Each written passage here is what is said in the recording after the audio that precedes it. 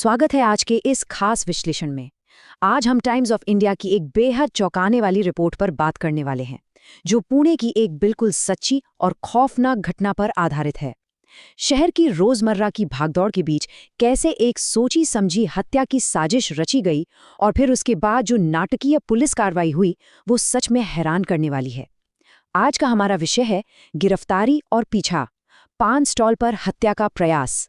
ये केस हमें दिखाता है कि कैसे एक बिल्कुल सामान्य सा दिन पलक झपकते ही एक क्राइम सीन में बदल सकता है। ठीक है, चलिए इसकी गहराई में चलते हैं। जरा इस विरोधाभास को देखिए, ये सच में रोंगटे खड़े कर देने वाला है। एक तरफ हमारे पास पुणे का एक बिल्कुल साधारण सा पान स्टॉल है, मतलब ऐसी जगह जहां दिन भर की थकान के बाद लोग बस यूं ही गपशप करने रुक जाते हैं। एकदम शांतिपूर्ण और रोजमर्रा का काम। लेकिन वहीं दूसरी तरफ देखिए, एक सोची समझी हत्या की साजिश, एक ऐसा खौफनाक और हिंसक इरादा जिसने इस छोटी सी जगह को अचानक एक टारगेट में बदल दिया। ये हमें सोचने पर मजबूर कर देता है कि हमारे आसपास की साधारण सी दिखने वाली जगहों के पीछे कभी कभी कितनी खौफनाक वास्तविकता छिपी हो सकती है। तो सबसे पहले बात करते हैं हमारे पहले भाग की, एक अप्रत्याशित लक्ष्य। देखिए, यहाँ निशाना कोई बहुत बड़ा वीआईपी या हाई प्रोफाइल इंसान नहीं था। वो बस पुणे शहर का एक आम पान स्टॉल चलाने वाला शख्स था। एक ऐसा इंसान जो हर दिन अपनी 2 वक्त की रोटी कमाने के लिए सड़क किनारे एक छोटी सी दुकान लगाता है। और यही बात इस पूरी घटना को इतना रहस्यमय बना देती है। मतलब एक व्यक्ति जो केवल पान बेचकर अपना गुजारा कर रहा है, उसकी किसी से इतनी बड़ी क्या दुश्मनी हो सकती है कि बात जान लेने तक पहुंच जाए। और यही सबसे बड़ा सवाल जो दिमाग में आता है वो ये कि भला कोई एक स्थानीय सड़क किनारे पान बेचने वाले की हत्या क्यों करना चाहेगा? क्या ये पैसों का कोई विवाद था? क्या किसी स्थानीय गिरोह की कोई रंगदारी का मामला था? या फिर कोई ऐसी गहरी व्यक्तिगत दुश्मनी थी जिसका अंजाम इतना बुरा होने वाला था? ये सवाल अपने आप में एक बहुत बड़ी मिस्ट्री है। आइए आगे बढ़ते हैं और देखते हैं कि यह कैसे विकसित होता है। भाग 2, साजिश की संरचना। कहानी की शुरुआत होती है एक प्रारंभिक विवाद से, एक ऐसी स्थानीय असहमति जो बहुत ही तेजी से एक गंभीर और जानलेवा रंजिश में बदल गई। रिपोर्ट के मुताबिक ये कोई सालों पुरानी दुश्मनी नहीं थी। अक्सर हम देखते हैं कि शहरों में छोटी छोटी बातें, जैसे जगह को लेकर कोई बहस, अचानक कितना बड़ा रूप ले लेती हैं।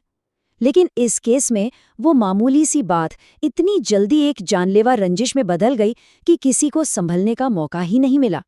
गुस्से ने जैसे इंसान के सोचने समझने की पूरी ताकत ही खत्म कर दी। और ध्यान दीजिए, ये कोई अचानक आया पल भर का गुस्सा नहीं था। अगर हम इस घटना के बढ़ने के क्रम को देखें तो बात शुरू होती है एक मामूली विवाद से, लेकिन मामला वहीं खत्म नहीं होता।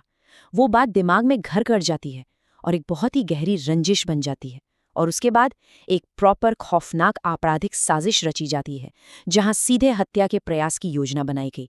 ये दिखाता है कि कैसे एक इंसान गुस्से में अंधा होकर पूरी तरह से एक हत्यारे की तरह सोचने लगता है। और इसमें सबसे डरावनी बात पता है क्या है? 2 लोग। जी हाँ, इस साजिश में एक नहीं बल्कि 2 अलग-अलग लोग शामिल थे। जब 2 लोग एक साथ बैठकर किसी की जान लेने का प्लान बनाते हैं, तो इसका सीधा सा मतलब है कि ये काम पूरी तरह से सोच समझकर और जानबूझकर किया गया था। ये कोई गलती नहीं थी, ये एक सोची समझी क्रिमिनल पार्टनरशिप थी। अब आते हैं कहानी के सबसे अहम और थ्रिलिंग मोड़ पर। भाग 3, विफल प्रयास। अगर हम उस रात की इस टाइमलाइन पर नजर डालें तो एक एक पल में सस्पेंस है। सबसे पहले वो दोनों हमलावर उस पान स्टॉल पर पहुंचते हैं, फिर दोनों पक्षों का आमना सामना होता है। माहौल में टेंशन एकदम चरम पर है। लेकिन फिर कुछ ऐसा होता है जिसका उन्होंने खुद अंदाजा नहीं लगाया था। उनका प्लान फेल हो जाता है।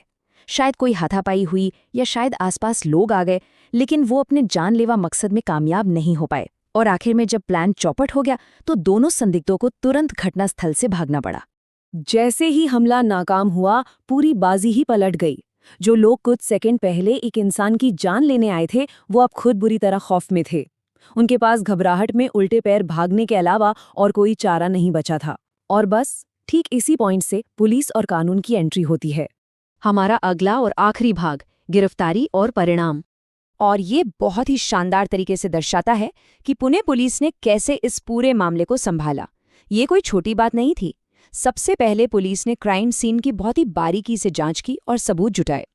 फिर उन भागते हुए संदिग्धों का पीछा किया गया और आखिरकार पूरी प्लानिंग के साथ उन दोनों की गिरफ्तारी को अंजाम दिया गया। ये पूरी पुलिस कार्रवाई दिखाती है कि कैसे एक एकदम से बिगड़ी हुई स्थिति को पेशेवर तरीके से कंट्रोल किया जाता है। तो नतीजा अब एकदम साफ है। दोनों संदिग्धों पर हत्या के प्रयास यानी बिडन टू किल का कड़ा आरोप लगा है और वो फिलहाल सलाखों के पीछे पुलिस हिरासत में है। ये साबित करता है कि साजिश चाहे कितनी भी गहरी क्यों ना हो, कानून के हाथ उन तक पहुंच ही जाते हैं। शुरुआत में हमने जिस नाटकीय गिरफ्तारी की बात की थी वो यही थी। अब इस स्लाइड के बारे में जो सबसे दिलचस्प बात है वो ये है कि ये सीधे टाइम्स ऑफ इंडिया की वो असल हेडलाइन है जिसने इस घटना की खबर हम तक पहुंचाई। पान स्टॉल मालिक की हत्या के प्रयास में 2 गिरफ्तार।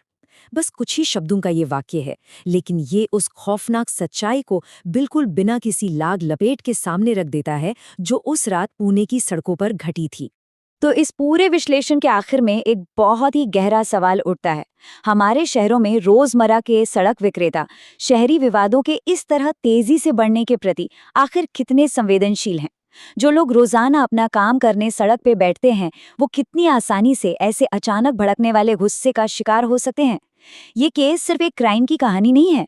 ये हमें दिखाता है कि शहरों में एक छोटी सी बहस भी कैसे पल भर में जिंदगी और मौत का सवाल बन सकती है। सोचने वाली बात है ना? आज के इस विश्लेषण में इतना ही। सतर्क रहिए और सुरक्षित रहिए।